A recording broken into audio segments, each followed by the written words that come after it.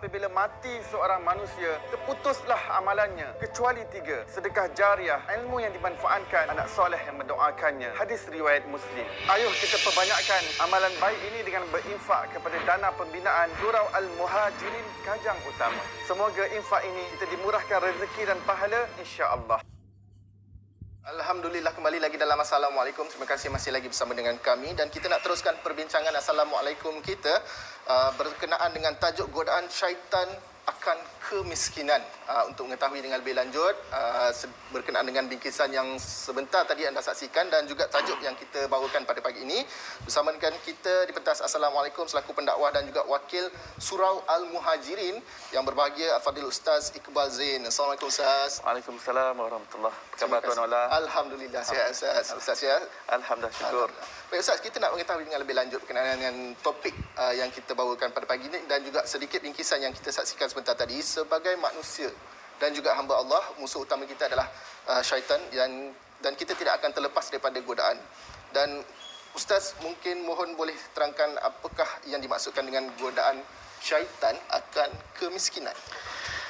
Baik, bismillahirrahmanirrahim. Nahmaduhu wa nusalli wa nusallim ala rasulihil karim, amma ba'd. Semoga perkongsian yang singkat pada pagi ini membawakan manfaat untuk diri saya sendiri dan kepada sidang penonton yang dirahmati dan diberkati oleh Allah Subhanahu Wa Taala sekalian. Dalam surah Al-Baqarah ayat 268 Allah Subhanahu Wa Taala berfirman yang maksudnya syaitan itu sentiasa menakut-nakutkan kamu dengan kemiskinan dan kepapaan sekiranya kamu bersedekah dan menyuruh kamu untuk mengerjakan keburukan dan kejahatan, yakni dengan bersikap bakhil dan kedekut. Sedangkan Allah Subhanahu Wa Taala menjanjikan keampunan kepada kamu dan limpahan kurnianya. Dan ingatlah, sesungguhnya rahmat Allah Subhanahu Wa Taala itu amat luas dan pengetahuannya amat meliputi.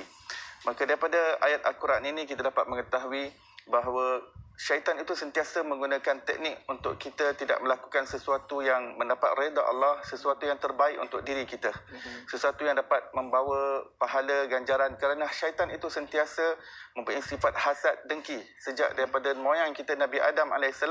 Mereka sentiasa ingin mengalihkan kita daripada melakukan perkara yang terbaik. Maka dengan bersedekah, harta kita menjadi harta yang hakiki kerana kita telah depositkan ke dalam bank account kita di akhirat, yang mana kita semua akan pergi ke destinasi tersebut. Maka currency yang laku di sana adalah pahala.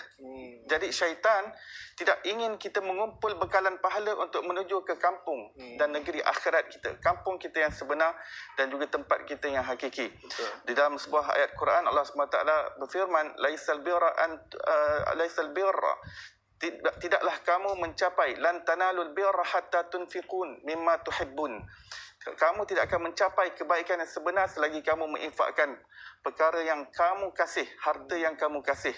Maka di situ syaitan akan sentiasa memumpuk cinta dunia dalam hati kita sehingga kita merasa kedekut dan bakhil untuk mengeluarkan apa yang Allah Ta'ala kurniakan kepada kita. Baik, saya yakin juga Ustaz dalam Al-Quran dan juga yang telah diajarkan oleh Nabi Muhammad SAW kepada kita ada kuncinya.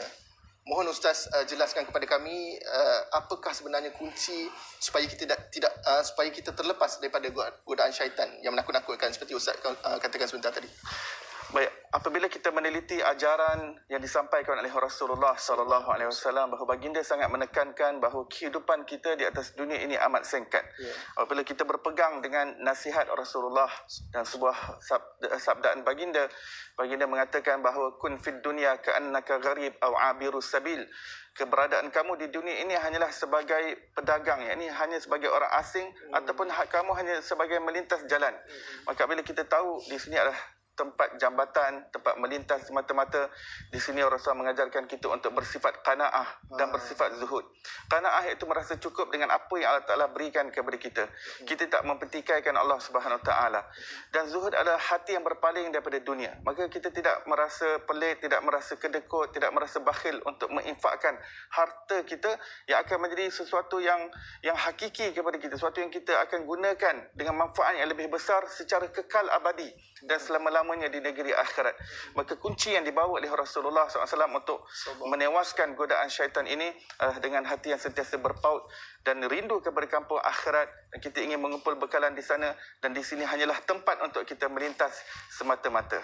Allahu Akbar. Memang jelas apa yang Ustaz katakan sebentar tadi, bahawa bersedekah dan juga berinfak tidak akan mengurangkan sedikit pun harta kita. Betul. Malah ia merupakan pelaburan kita ke kampung yang Ustaz katakan sebentar tadi. Betul. Dan Ustaz, dikabarkan Ustaz di sini juga mewakili surau Al-Muhajirin dan sedang ingin mengkabarkan kepada penonton-penonton kita bahawa surau Al-Muhajirin juga mengumpul dana untuk pembinaan masjid, Ustaz. Terangkan. Ya, betul.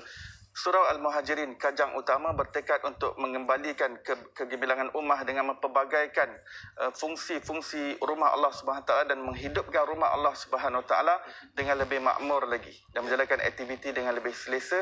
Dan oleh itu AJK Surau Muhajirin Kajang telah bermesyuarat dan mengambil keputusan untuk sekarang dan juga kegunaan masa akan datang, pembangunan semula Surau Al-Muhajirin Kajang Utama untuk menampung 4,000 jemaah. Yang pada asalnya surau ini dibina 25 tahun yang lampau, yang hanya pada permulaannya menampung 350 jemaah. Kemudian pembangunan pesat perumahan semakin berkembang biak di sekitar Kajang Utama dan terpaksa menampung 2,500 jemaah, dan itu pun masih melimpah lagi, masih tidak mencukupi. Maka AJK Surau Muhajirin Kajang telah memohon daripada pihak JAIZ permohonan untuk membuat pembangunan semula dan telah pun mendapat keizinan untuk membuat pembangunan ini. Dan setakat ini jumlah yang telah terkumpul adalah RM36,925 yang telah terkumpul. Saya bagi pihak Surau Muhajirin Kajang mengucapkan jutaan terima kasih kepada semua penyumbang. Mudah-mudahan Allah limpah ruahkan lagi rezeki terhadap sedekah yang telah diberikan. Namun kita masih memerlukan dana sebanyak 9.9 juta ringgit lagi untuk menamatkan penantian para jemaah Surau Muhajirin Kajang Utama untuk mendapat sebuah rumah Allah Ta'ala yang dapat beraktiviti dan beribadah dengan lebih selesa dan dapat menampung jemaah yang lebih ramai. InsyaAllah. Itu dia seperti yang tertera di kaca TV anda, ada sedikit maklumat berkenaan dengan masjid ataupun dana yang boleh disumbangkan kepada Surau Al-Muhajirin Kajang Utama. Dan mungkin kepada penonton-penonton kita yang menonton pada pagi ini, ada sedikit kata-kata daripada Ustaz berkenaan dengan dana pembinaan ini dan juga war-warkan sesuatu kepada orang ramai supaya dapat membantu, Ustaz. Ya, apabila kita bersedekah dan kita mengajak orang lain untuk bersedekah, maka ianya menjadi amal jariah untuk kita. Berapa banyak orang lain yang bersedekah, maka ia masuk juga dalam akaun bank kita, iaitu bank akhirat. Bank di dunia ini segala currency akan dimasukkan oleh Allah. Apabila kita masuk di alam barzakh, mari kita sama-sama fikir bagaimana untuk kita kumpul bekalan yang kita nak guna untuk sebuah hari yang tidak ada kesudahan dan tidak ada hari penghabisan, iaitu di hari akhirat. InsyaAllah. Kami di TV Al-Hijrah juga sentiasa mendoakan yang terbaik dan juga semoga segala urusan Ustaz dan juga pihak Surau Al-Muhajirin Kajang Utama dipermudahkan oleh Allah Subhanahu Wa Taala, Ustaz. Amin. Terima kasih kerana bersama dengan kami di Assalamualaikum pada pagi ini. Dan kepada penonton semua, segala maklumat dah pun tertera di kaca TV anda. Boleh terus salurkan sedekah dan juga infak anda kepada akaun bank yang tertera, dan juga boleh terus layari laman web dan juga Facebook untuk maklumat dengan lebih lanjut. Dan kita akan berhenti berehat sekali lagi. Kembali dalam Assalamualaikum selepas ini. Apabila mati seorang manusia, terputuslah amalannya kecuali 3. Sedekah jariah, ilmu yang dimanfaatkan, anak soleh yang mendoakannya. Hadis riwayat Muslim. Ayuh kita perbanyakkan amalan baik ini dengan berinfak kepada dana pembinaan Surau Al-Muhajirin Kajang Utama. Semoga infak ini kita dimurahkan rezeki dan pahala, insya-Allah.